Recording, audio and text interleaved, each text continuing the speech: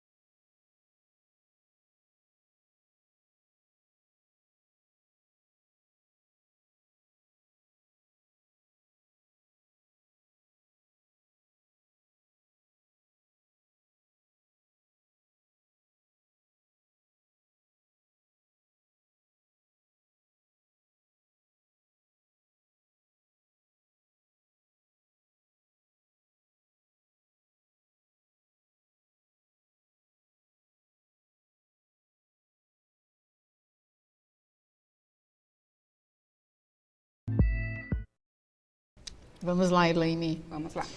O Igor Gabriel, da Pro Terezinha, disse que ele usa outro vocabulário. O Júlio César, da Pro Alexandra, falou também que há alterações na fala. O Daniel, da Provânia, colocou que ele não utiliza o mesmo vocabulário, né? Com um amigo ele fala gíria. O Gustavo, da Pro Nara Regina, falou que usa uma linguagem mais informal. A Isadora, da Pro Edneia, falou que ela fala com educação. Boa, né? O que mais? Ó, a Juliane colocou um bem legal aqui, que eu até ia comentar. Sim, tipo em casa é mãe, pai, ela utiliza senhor e senhora, que não é tão comum mais hoje em dia, né? Geralmente usa você, né? Em casa, a minha mãe pegava bastante no pé, principalmente com os avós também. É senhor e senhora, nada de você. Mas você sabe que eu não chamo meu pai e minha mãe de senhor e senhora. É engraçado, né? Eu chamo de você. Mas todas as outras pessoas, ou por conta de hierarquia, ou por conta da idade, eu chamo de senhor e senhora. Engraçado, né? Sim. É aquilo que a gente tem comentado nas aulas, né? O contexto, a região, tudo isso vai influenciar no modo como falamos. Tem mais alguma aí que você queira comentar? Acho legal. O Pedro Henrique, da Pro Maria, disse que muda bastante por questão de afinidade. Sim. Né? Por exemplo, um casal, né? Namorados vão ter um vocabulário específico ali, também dependendo da situação muda, né? Se tiver bravo, Ou bravo é uma situação. Existem uns dizeres que começam assim com ursinho, gatinho, e depois vai mudando, o bicho aumenta, né? Sim, bem isso mesmo. Então, vamos lá, continuando. Temos aí uma tirinha, que ela está na apostila de vocês, tá? Um amor tipo assim. Vamos lá fazer a leitura. Tipo que eu conheci uma mina bonita, tipo muito. Ela era tipo que gente fina, aí tipo que eu fiquei interessado. Conversamos tipo umas horas, tipo que acabamos, tipo que namorando. Quanto tipo, né, gente? Ó, observem aí a repetição, né, do tipo, a expressão facial do garoto e da garota, como eles estão, o corpo deles, né, vamos focar nessa questão também. Ao fundo, né, como é que tá aí esse fundo? Então, temos esse azul em destaque, ali à esquerda, duas nuvens, né? No final, a gente tem esse coraçãozinho também em destaque. Vamos observar tudo isso. Então, temos aí a linguagem não verbal, né? Que seriam as imagens, as cores, e a verbal, que é a parte escrita, tá? Observe que a gente tem uma tirinha. Então, geralmente as tirinhas estão em um contexto informal, né? Mais para lazer, uma leitura mais divertida, tá? Aí, nós temos a pergunta A. Explique o humor da tirinha. O que é interessante a gente pensar nessa pergunta é que toda vez que se fala sobre humor, as pessoas pensam em riso, né? Eu tenho que rir. E às vezes o aluno não encontra graça ali, motivo de riso, e ele acredita que não tenha humor, tá? Então, o que é humor quando a gente pergunta nas questões? É uma quebra de expectativa, ou seja, eu estou fazendo uma leitura e eu espero que aconteça determinada situação, porém essa expectativa é quebrada, ocorre algo incomum, tá? Então, a partir dessa explicação, quero que vocês respondam aí de que modo que se dá humor nessa tirinha que nós lemos. 1 minutinho para vocês responderem.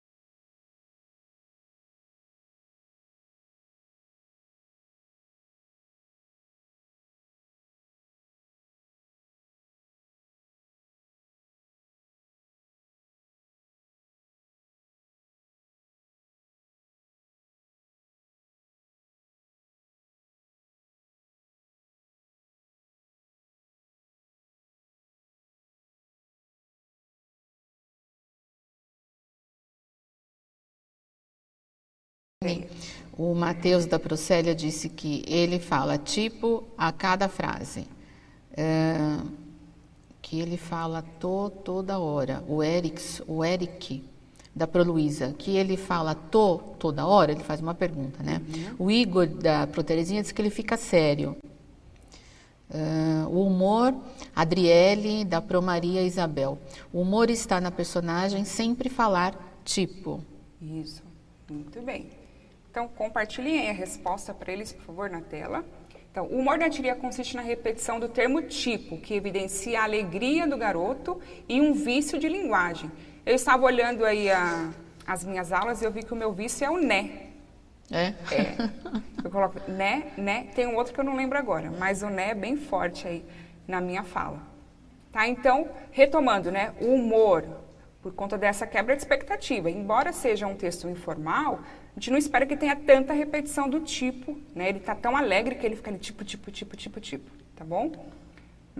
Aí nós temos aqui, retomando essa questão de norma padrão e linguagem coloquial. André, você pode fazer a leitura da norma padrão, por favor? Vamos lá. Como o próprio nome diz, é quando utilizamos a língua a partir de um modelo estabelecido como correto. Encontramos esta variedade na escrita de documentos, livros, em jornais impressos e televisionados, na maioria dos programas de TV, em entrevistas de emprego e outros. Linguagem coloquial, empregada em situações informais de comunicação, situações estas que não exigem tanto rigor com as regras da língua. Isso, nós comentamos ontem, né, um pouquinho sobre a norma padrão, eu comentei sobre a questão de uma consulta médica, né, então temos essa necessidade de termos um padrão, né, para que a gente consiga se comunicar aí de forma clara entre todos. E também, como vimos que a língua é dinâmica, há situações em que exige menos formalidade, né, tá bom? Aí temos a perguntinha B para vocês. As palavras tipo e mina são próprias da norma padrão da língua? Sim ou não? Aí, a partir disso, vocês vão dizer. Por que elas funcionam no contexto da tirinha? Ok? 1 minutinho para vocês.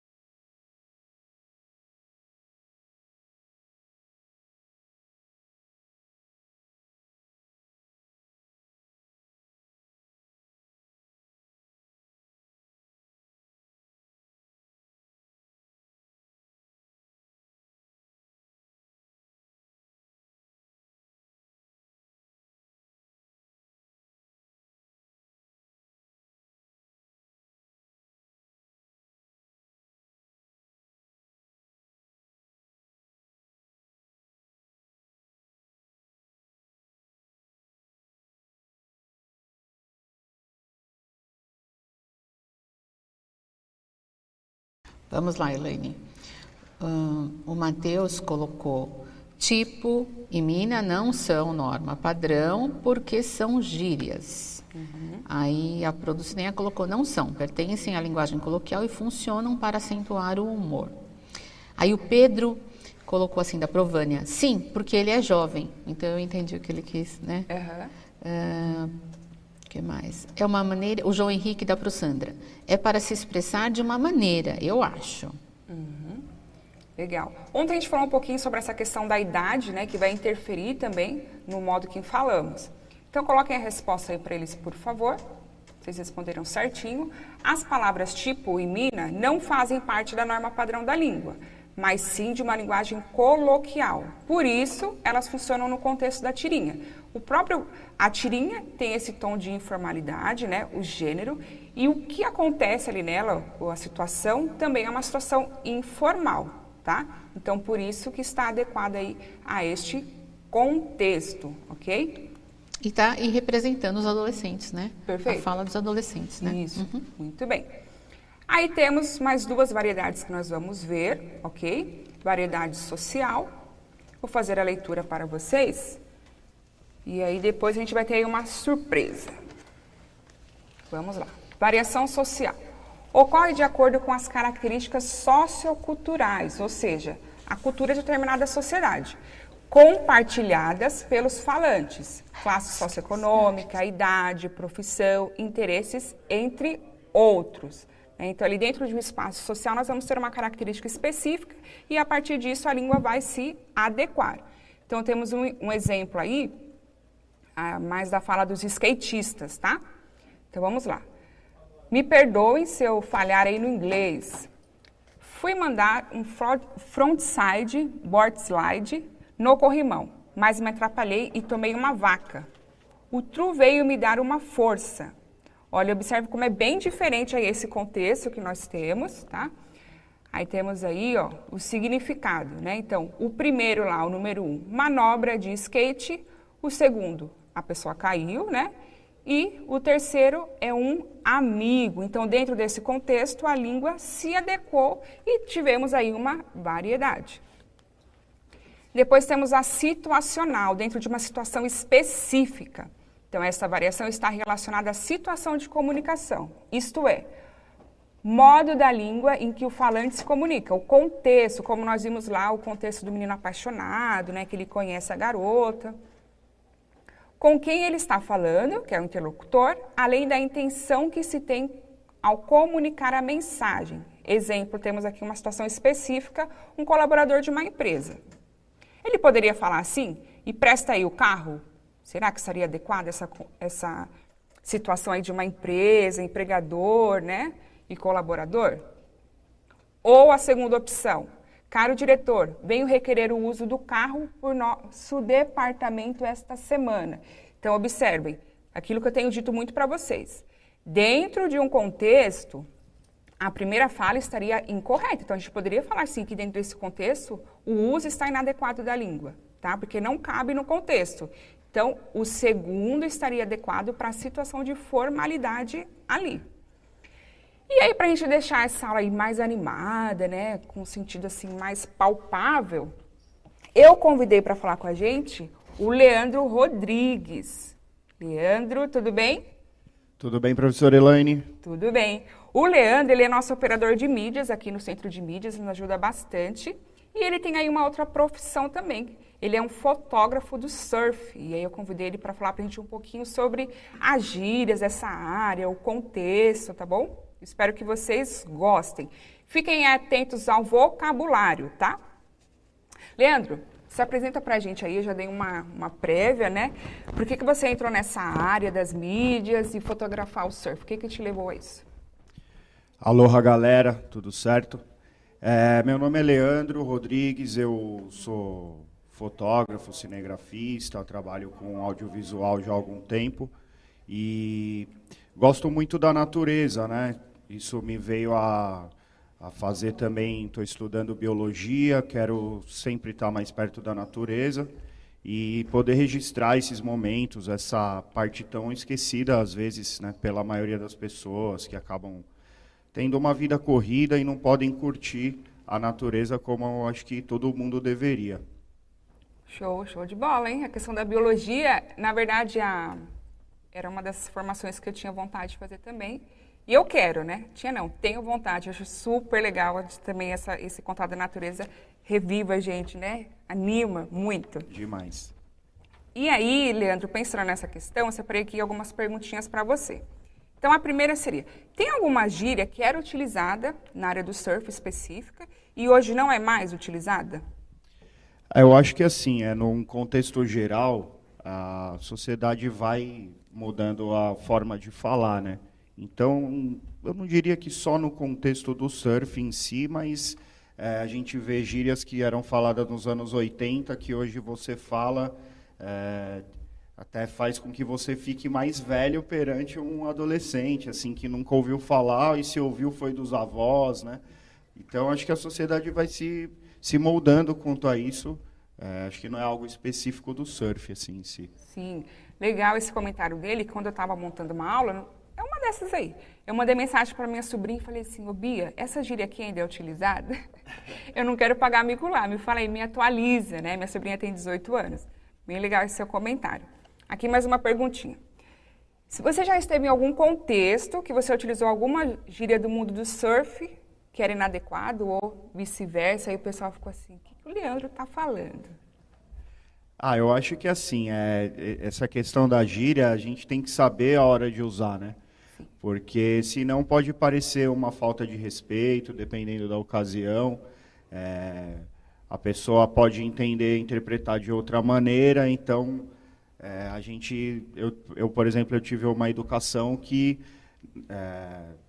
meus pais na escola era muito cobrada eu falar de uma maneira correta o português, né? Mas é claro que entre amigos a gente vai falar de uma forma mais despojada, assim. Mas eu acho que nunca... eu sempre me fiz entender, assim, o que eu estou falando, sabe? E tem horas também que você está contextualizado numa situação que se você fala tão correto, você também pode, né, ser mal interpretado. Sim. Então, você tem que ter esse jogo de cintura para cada situação, você ser bem entendido e passar da melhor maneira possível, né? Muito bem, muito legal. A maioria das expressões que eu pesquisei, elas vêm do inglês e do havaiano, né? Você pode contextualizar isso um pouquinho para a gente? O porquê, né? Sim, o surf, ele tem uma origem assim que é das Ilhas Polinésias, assim, da região central da Ilha Polinésia, e e chegou ao Havaí, né? Do Havaí foi um nadador agora que eu não me lembro o nome, fica até para vocês pesquisarem aí, galera, que isso é muito bom. Eu lembro, o primeiro nome dele é Duque, e ele era um nadador havaiano que disputava Olimpíadas, competições internacionais, e todos os lugares que ele ia, ele levava a prancha dele de surf. Então, dessa maneira, ele foi difundindo o esporte ao redor do mundo. E, naturalmente, né, o Havaí sendo um estado americano, os Estados Unidos é um país que sabe muito bem explorar, divulgar as suas marcas, a sua maneira de pensar. É inevitável que as gírias sejam de origem da língua inglesa, né? Sim, então, sim. acho que é por isso que a gente mantém essa maneira de falar nesse mundo, nesse meio. Legal. Observem aí, como o Leandro falou, mesmo sendo inglês, aqui no contexto dentro do Brasil, se faz entender, né? Porque dentro do contexto está adequado, tá bom? Pensando sempre nessa questão, adequado, contexto, qual a situação, quem fala, para quem eu falo, tá bom? Focando sempre nisso. Tem alguma gíria que você mais curte aí? É legal, assim, como eu comecei aqui a minha apresentação, aloha, né? Aloha é uma saudação, como se fosse um olá, ou até usada para despedidas também. Só que é uma palavra sagrada, né? No universo havaiano, tem toda uma contextualização espiritual, que eles são muito devotos aos deuses, a essa gratidão, né, retribuição. Eu acho muito legal. E você percebe que é quase que um lifestyle, assim, é quase um estilo de vida das pessoas que vivem mesmo o surf, sabe? Que agradecem a natureza por ter essa oportunidade, retribuem. Entra até questão socioambiental, né, envolvida, de você respeitar a natureza, de você ver que a gente é passageiro e ela vai ficar, né? Então eu gosto dessa aloha, irado, né? Irado, putz, isso é muito irado, eu uso bastante, brother, que é difundido pelo surf também. A gente acaba usando mais, até sem perceber muitas vezes. Legal. Amei essa questão que ele falou do aloha, aquilo que eu comentei com vocês. Língua é cultura. Eu nunca imaginei que fosse apresentar assim tanta coisa. Muito legal, gente. Olha quanta informação uma única palavra traz pra gente, como é interessante. Por isso que a gente tem essa importância de conhecer a língua, né? Não é simplesmente saber um grande número de palavras, né? Não, você saber contextualizar o que isso significa dentro desse contexto. Eu adorei. Nossa, show de bola. Deixa eu ver se a gente tem tempo ainda. Acho que temos aqui. Específico, assim, dentro da fotografia, tem alguma gíria assim, que vocês utilizam bastante? Você pode comentar com a gente? Eu acho assim, dentro, por exemplo, tem a fotografia de surf que é feita dentro do mar, né? Então você acaba usando o mesmo linguajar, às vezes até para se proteger, né? Porque, a mesma onda que está vindo, que vai sair varrendo todo mundo que estiver mal posicionado, vai afetar o fotógrafo também. Então, você acaba falando a mesma língua do surfista, que nem essa questão de varrer, a onda passa, às vezes você não vê, você não está esperando, ou você está levantando para respirar de uma outra que veio e você é varrido literalmente, você sai regurgitado pelo mar ali. Então, nessa busca pelo bom posicionamento, por respeitar também o surfista que está vindo, que está naquele espaço, que é muito importante até para outros surfistas, não rabiar, não tomar a posição do outro que está na prioridade, a gente acaba usando das mesmas palavras, expressões, para até uma maneira de respeito e sobrevivência ali dentro, né? Legal. Muito obrigada, Leandro. Eu que amei. agradeço. Muito, muito, muito legal mesmo. Fiquei apaixonada, gente. Legal que dá uma cara nova, né, para a aula. O compartilhar do conhecimento, fotógrafo, língua... Apesar que a fotografia faz parte totalmente da linguagem, né? Não tem como. Com certeza, né? é uma forma de linguagem. Muito legal, obrigada mesmo. Andréia, né? Equipe, produção, pais, alunos que estiveram conosco. Espero que vocês tenham gostado. Deixem lá no Instagram, avaliem a aula. Deem sugestão, fala assim, você poderia trazer tal pessoa também, ou traz o Leandro de novo. Com certeza a gente vai trazer, né, para compartilhar essa informação aí, tá bom? Então, até a próxima aula, terça-feira. De novo, espero que tenham gostado, um bom final de semana para vocês e até mais.